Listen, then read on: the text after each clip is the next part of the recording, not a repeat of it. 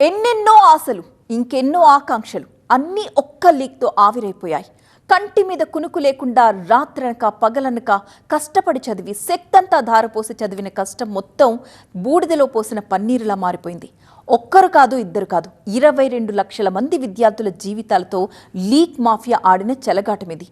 ఎంతో పకడ్బందీగా, పారదర్శకంగా మెడికల్ ఎంట్రన్స్ పరీక్షలు నిర్వహించాల్సిన ఎన్టీఏ మరోసారి సక్సెస్ఫుల్గా ఫెయిల్ అయింది. అసలు నీట్ పేపర్లు ఎందుకు లీక్ అవుతున్నాయి? ఎడ్యుకేషన్ మాఫియా వెనుక ఎవరున్నారు? లక్షల మంది విద్యార్థుల జీవితాల్ని ఎవరు రోడ్డున పడేస్తున్నారు? నష్టపోయిన విద్యార్థులు, కష్టపడి చదివించిన ఆ తల్లిదండ్రులకి సమాధానం చెప్పాల్సిందెవరు? ఏళ్ల తరబడి నిద్ర లేకుండా చదివిన చదువు, రాసిన పరీక్షకు అర్థం లేకుండా పోయిందన్న బాధతో విద్యార్థులే కాదు, వాళ్ల తల్లిదండ్రులు కూడా మౌనంగా రోధిస్తున్నారు. ఎంతో ప్రతిష్టాత్మకమైన మెడికల్ ఎంట్రన్స్ టెస్ట్ నీట్ ఫలితాలు త్వరలోనే రాబోతున్నాయని, తమ వైద్య విద్య కళ నెరవేరబోతుందని కలలు కన్న విద్యార్థుల గుండెలు ఇప్పుడు రగిలిపోతున్నాయి. మే 3వ తేదీన నీట్ పరీక్ష రాసి మెడికల్ సీట్ వస్తుందని ఆశగా ఎదురు చూస్తున్న 22.79 లక్షల మంది విద్యార్థుల కలలు ఒక్క రాత్రిలో తారుమారయ్యాయి. పేపర్ లీక్ కారణంగా పరీక్ష రద్దు చేస్తున్నట్టు, మళ్లీ కొత్తగా నిర్వహించబోతున్నట్టు ఎన్టీఏ ప్రకటించిన కుంభకోణంపై సిబిఐ విచారణ జరుగుతున్నా నష్టపోయిందెవరు? మళ్లీ కష్టపడాల్సిందెవరు? అమాయక విద్యార్థులు, తమ తాహతకు మించి లక్షలు ఖర్చు చేసి చదివిస్తున్న తల్లిదండ్రులేగా. కొందరి 10 లక్షల కక్కుర్తి ఇప్పుడు 22 లక్షల మందికి పైగా విద్యార్థులకు శాపంగా మారింది. డబ్బున్న వారు పేపర్లు కొని డాక్టర్లైపోతుంటే, పేద మధ్యతరగతి విద్యార్థుల కష్టం బూడిదలో పోసిన పన్నీరవుతోంది. నీట్ ఇప్పుడు ఒక ప్రవేశ పరీక్షలా కాకుండా అదొక వేలంపాటలా మారిపోయిందని విద్యార్థుల తల్లిదండ్రులు ఆవేదన వ్యక్తం చేస్తున్నారు. ఇప్పటిదాకా అప్పులు తెచ్చి చదివించాం, మళ్లీ పరీక్ష పెడతామంటే ఇంకెన్ని అప్పులు చేయాలంటూ కన్నీరు పెట్టుకుంటున్నారు. అయితే సాంకేతికంగా మనం చాలా మంది ఉన్నామని చెప్పుకుంటాం. GPS ట్రాక్డ్ పేపర్లు, AI, CC కెమెరాలు, బయోమెట్రిక్ తనిఖీలు, చివరకు 5G జామర్లు కూడా వినియోగిస్తున్నామని గొప్పలకు పోతాం. అయినా ఇవేవి పేపర్ లీక్ మాఫియా ముందు పనిచేయలేదు. అంటే లోపం ఎక్కడున్నట్టు? వ్యవస్థలో ఉన్న వాళ్లే లీక్ మాఫియాకి హెల్ప్ చేస్తున్నారా? ఇప్పుడు ఇదే చర్చ దేశవ్యాప్తంగా రచ్చ చేస్తోంది. ఇక మళ్లీ ఎగ్జామ్ పెడతామనడంతో విద్యార్థులంతా పుస్తకాల పురుగుల్లా మారిపోయారు. ఎండలు మండుతున్నా మళ్లీ కాలేజీల పాట పట్టారు. సమ్మర్ హాలిడేస్ ని ఎంజాయ్ చేయాల్సిన టైంలో హాస్టళ్ల పాట పట్టి పుస్తకాలతో కుస్తీ పడుతున్నారు.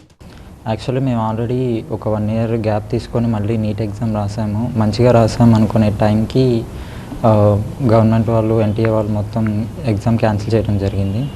మళ్ళీ ఇక్కడికి వచ్చి కోచింగ్ తీసుకుంటున్నాం. బట్ ఈసారి ఎగ్జామ్ ఎప్పుడు ఉంటుందో తెలియదు.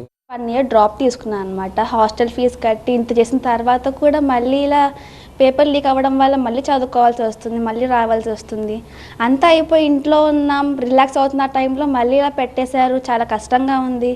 ఎప్పుడు ఇలా జరుగుతుంది? ఒకసారి ఇలా జరిగేసింది ఆల్రెడీ, మళ్ళీ ఇలా జరుగుతుంది.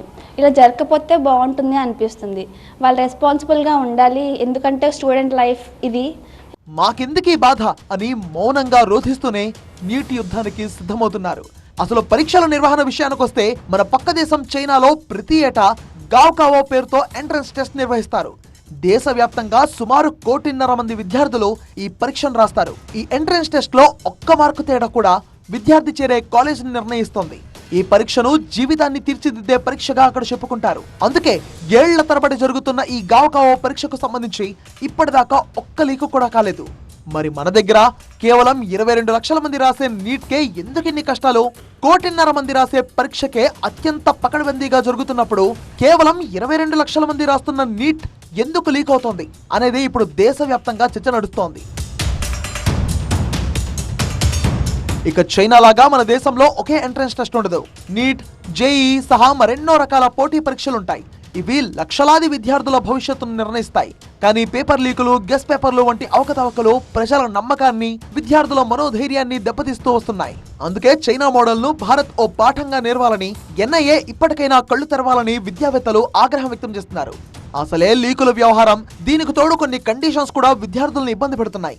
ఫార్మాలిటీస్ పేరుతో టైం వేస్ట్ చేసే అన్ట్రైన్డ్ ఇన్విజిలేటర్లు, ఎగ్జామ్ టైంలో కక్కుర్తిగా కావాల్సినన్ని రఫ్ పేపర్స్ ఇవ్వకపోవడం, రీ ఎగ్జామ్ అయినా సిలబస్ పరిధి దాటుతూ ఉండడం, అన్నింటికీ మించి బయోమెట్రిక్ వెరిఫికేషన్ల పేరుతో టైం వేస్ట్ చేయడం, ఇలా ఎన్నో ఇబ్బందులను విద్యార్థులు ఎదుర్కొంటున్నారు. సో ఇకనైనా మారాల్సిందే అన్న నినాదం గట్టిగానే వినిపిస్తోంది. మొత్తంగా ఒక్క రాష్ట్రంలో పేపర్ లీక్ ఇప్పుడు దేశాన్నే షేక్ చేస్తోంది. ఏళ్ల తరబడి ప్రిపరేషన్ ఒక్క క్యాన్సిలేషన్ తో ఖతమయ్యింది. ఇక ఈ ఘటనతో అయినా మార్పులు మొదలయ్యేనా? చెత్త రూల్స్ తీసేసి చైనా మాదిరి పకడ్బందీగా పరీక్ష నిర్వహించనా? ఏమో చూడాలి.